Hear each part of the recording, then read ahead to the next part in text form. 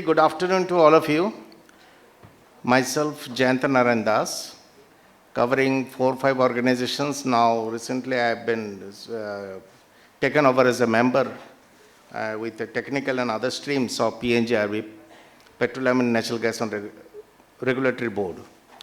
It is the independent regulator of India, and we have a lot of honors this coming 5 years to come up, because you know the government mandate for 2030, a lot of stringent targets has been given. So I was told by Nagisab to tell something on this asset integrity of pipeline and city gas infrastructure and the learnings from the incidents due to operation, maintenance, sabotage, and the natural calamities. It is the need of the hour that so many losses takes place, and how you will give the supply security of energy to the consumers. So that is most important.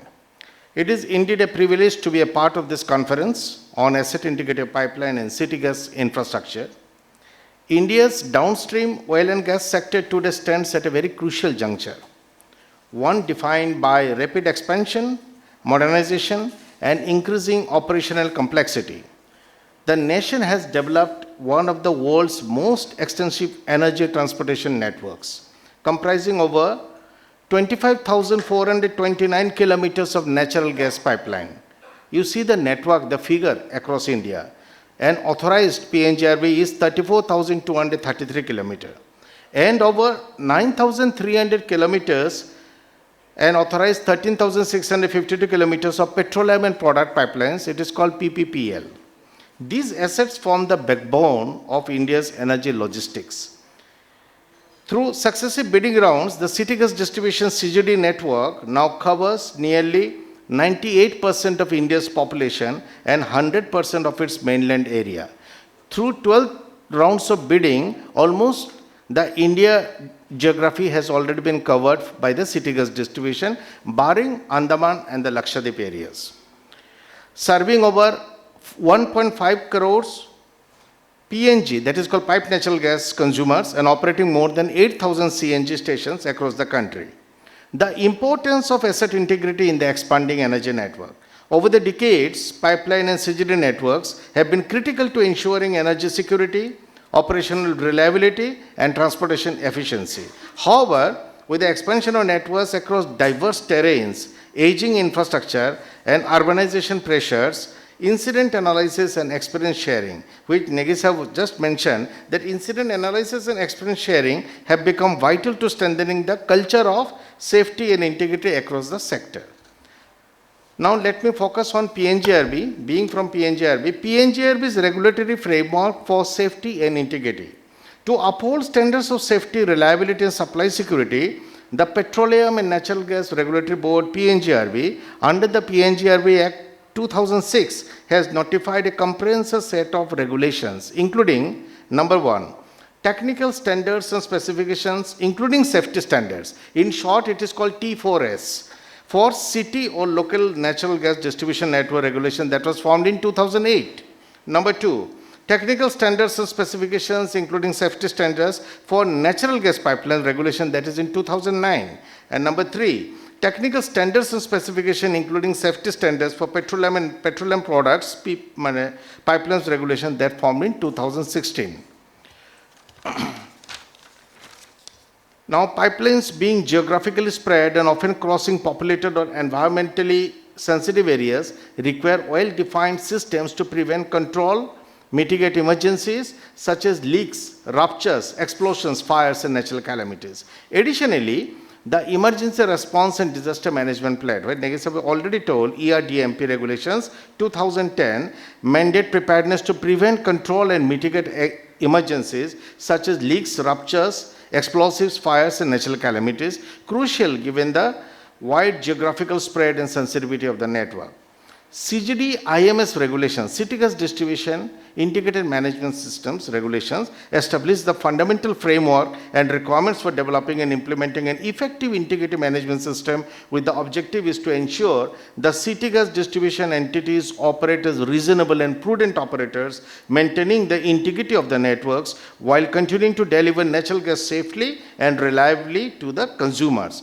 These regulations aim to, I have streamlined to 4 categories. Number 1, evaluate risks associated with the CGD networks and optimally allocate resources for prevention, detection and mitigation activities. Number 2, enhance the safety reliability of CGD networks to protect personnel, property, the public and the environment, and the streamline operations to minimize the probability of the network failure. The NGPL IMS regulation, that is most important, natural gas pipeline IMS regulation encompasses all aspects of natural gas pipeline systems, including design, material selection, equipment, welding, fabrication, installation, testing, commissioning, operation, maintenance, and corrosion control. These requirements apply to common carrier and contract carrier pipelines, transmission and sub-transmission pipelines, including dedicated pipelines serving specific consumers. The PPPL IMS regulations define the essential elements and requirements for developing and implementing an effective integrated management plan (IMP) for petroleum and petroleum products pipeline. Specifically, these regulations aim to assess risks associated with petroleum and petroleum product pipelines and allocate resources effectively for prevention, detection, and mitigation. Improve safety standards to safeguard personnel, property, the public, the environment, and reduce the likelihood of pipeline failures to ensure safe, efficient, and reliable operations. Now, incident trends and analysis. As per data reported by entities to PNGRB, major incidents as defined in clause 23 of the ERDMP regulation have shown an upward trend over the last. Am I audible? This is not a good sign. In financial year 2021, just note the figure. Major incident 28, fatalities 24, and injuries 13. 5 years crossing, financial year 24-25, major 59, fatalities 54, and injuries 121. While frequency and severity of incidents have both increased, the sharp rise in fatalities 54 in 24-25 and injuries 121 in 24-25 underscores the growing human and operational impact. Between October 23 and September 25, a total of 59 major incidents were reported across the CGD, NGPL and PPPL sectors. The CGD sector accounted for most of these events with 47 incidents resulting in 20 fatalities and 42 injuries. Today morning also I received 2-3 incidents, and colleagues, I'm just telling you to sign a file or to approve for a fatality incident in any sort of CGD entities, it gives me a lot of pain from my heart, and these are all because of the procedural lapses, lack of supervision, lack of training, lack of knowledge on the hazards and the risks which are involved, and the plumbers, the ground reality, the personnel who are working, there is not sort of the proper training is listen. They are not aware what job they are doing. Just for a small mistake, this type of fatalities are taking place across India. The NGPL sector reported 6 incidents leading to 2 fatalities and no injuries, while the PPPL sector recorded 6 incidents causing 2 fatalities and 1 injury. Actually, PNGRB wants an accident-free environment, a proper safety culture to be developed amongst all the entities. The root cause analysis, if we assess the incident reports, it indicates that approximately 30% of incidents resulted from inadequate supervision, 25% from lack of knowledge of training, and 50% from non-adherence to standard operating procedures, that is called SOPs. Overall, nearly 86% of incidents are attributed to human factors or preventable errors, highlighting the urgent need for enhanced operational discipline, supervision and training at all levels. Now I am coming to a next chapter that is most important and interesting, recent disruptions due to natural calamities. What has happened? It is just 3-4 months old only. Recent years have witnessed multiple pipeline ruptures, triggered by extreme weather events such as heavy rainfall, flooding, riverbank erosion, causing widespread disruptions, cloudbursts, and some notable incidents I want to share before you in the conference. Number one, Karanpur Moradabad Kashmir Rudrapur pipeline, that is a natural gas pipeline. It happened on 10th of August 2025. 97 industries, more than 56 commercial customers, and supply to 19 numbers of CNG stations were disrupted. Pumps were dry. Dadri Bhavna Nangal pipeline, natural gas pipeline, happened on 16th of August 2025. 464 industries, more than 176 commercial customers, and supply to 21 numbers of CNG stations were disrupted. Haridwar Rishikesh Dehradun gas pipeline, that is a natural gas pipeline. It happened on 16 September 2025. Supply to 5 numbers of online CNG stations were disrupted. Kurukshetra Roorkee Najibabad pipeline, that is PPPL, Petroleum Products Pipeline, happened on 21st August 2025. Partial supply to Sharanpur was impacted. Mumbai Manmad Bijwasan Multi-Product Pipeline, PPPL, 26th August 2025. Partial supply to Kota Malarna section was impacted. These incidents just within a span of 1.5 months reported to PNGRB. You see the intensity and the supply security arrangements were not there. Now, what the PNGRB role in this type of incidents, just I'm sharing with you. These incidents are caused by situations like flooding, scouring, riverbank erosion along pipeline right-of-way, that is called ROW, leading to supply disruption to CNG, industrial, commercial, domestic customers. Such occurrences pose a significant threat to the safety and integrity of the pipeline network, the environment, the continuity of natural gas and petroleum product supplies. Such incidents pose significant risks not only to supply security, but also to public safety and the environmental protection. Now, what is PNGRB's proactive measures? Just last month after my joining, I have taken that initiative.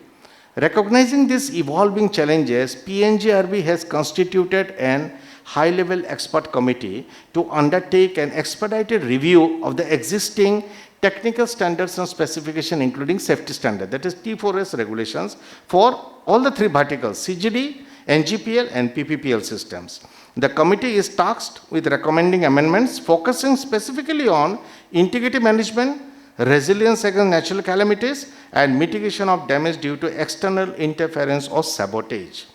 What is the future outlook?